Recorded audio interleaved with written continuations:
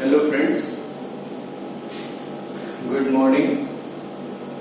Under the chapter number 3, Theory of Consumer Behavior, we are going to study today properties of indifference curve. The last topic, the meaning of indifference curve and how we can plot the indifference curve. Getting? And assumptions which are related from the indifference curves already we have seen in the last lecture. Today we are going to study what properties of indifference curve. It's a most important question from your board point of view, and if you will not study very carefully to this topic, then you will definitely lose your marks. So I am explaining from the 6 marks point of view. If this question comes in the 6 marks, then how can we write the properties of indifference curve? Okay, my dear friends, so you can see here properties of indifference curve. The topic is okay. Before this, we will understand indifference curve,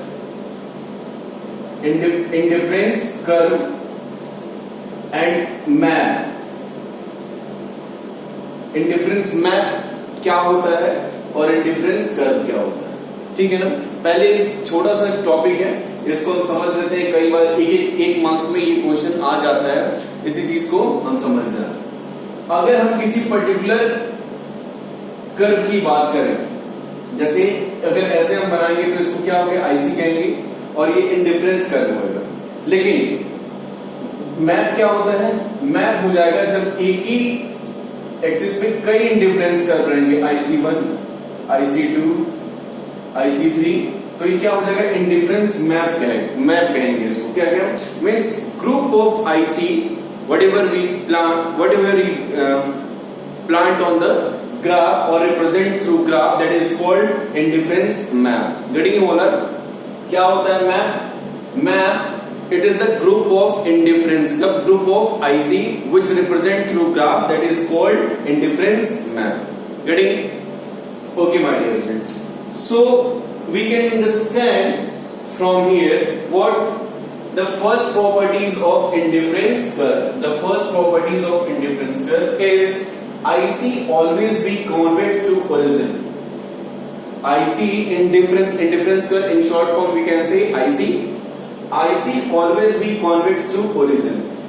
अच्छा, क्यों convex to origin ही क्यों होता है, concave to origin क्यों नहीं होता है?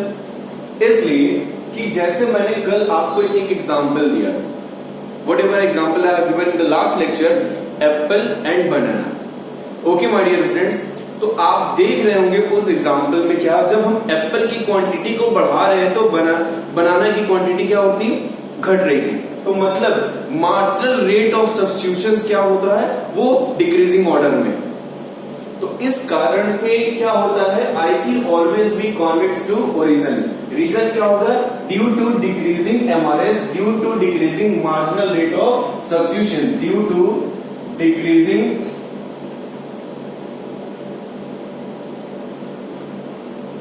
marginal rate of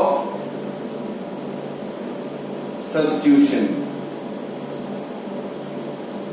due to MRS, decreasing MRS. Getting all that? So the first property of indifference curve, it is always be convex to origin. Why it will always convex to origin? Due to decreasing marginal rate of substitution, that is called, that's why the IC will be convex to the origin. Getting first feature clear हो गया। Second feature, IC never touch both axes. IC never touch both axes. क्यों? अच्छा, आप लोग इस graph में देख रहे होंगे कि IC ने ये y एक्सिस है और ये x एक्सिस है। आप देख रहे हैं कि ये दोनों एक्सिस से क्या है, दूर है। ये यहाँ पे है और ये यहाँ, मतलब दोनों एक्सिस को टच नहीं कर रहा है। तो ऐसा क्यों? ऐसा इसलिए कि there is no combination of zero. Why? There is no any combination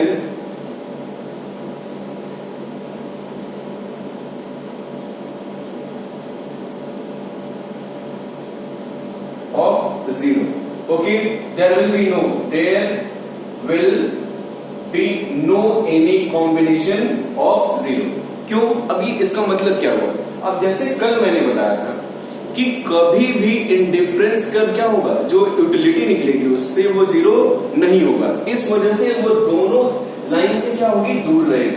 आप देखिए यहां से भी जब भी कोई भी किसी भी इंडिफरेंस कर्व में देख लीजिए क्या है, IC never touch both axis, मतलब दोनों एक्सिस को टच नहीं करती है। ये दूसरी प्रॉपर्टीज हुई। फर्स्ट प्रॉपर्टी क्या है, it always connects to origin. Second, it never both axis touch both axis. Third, IC curve में और may not be parallel to each other.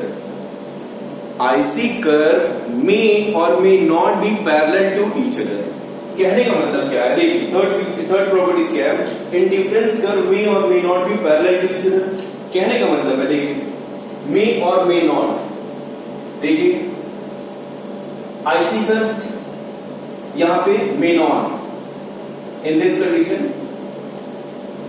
May not, मतलब जब एक ही आईसी है तो मे नॉट होगा, मतलब किसी के पैरेलल नहीं होगा, वो अपने सेल्फ होगा।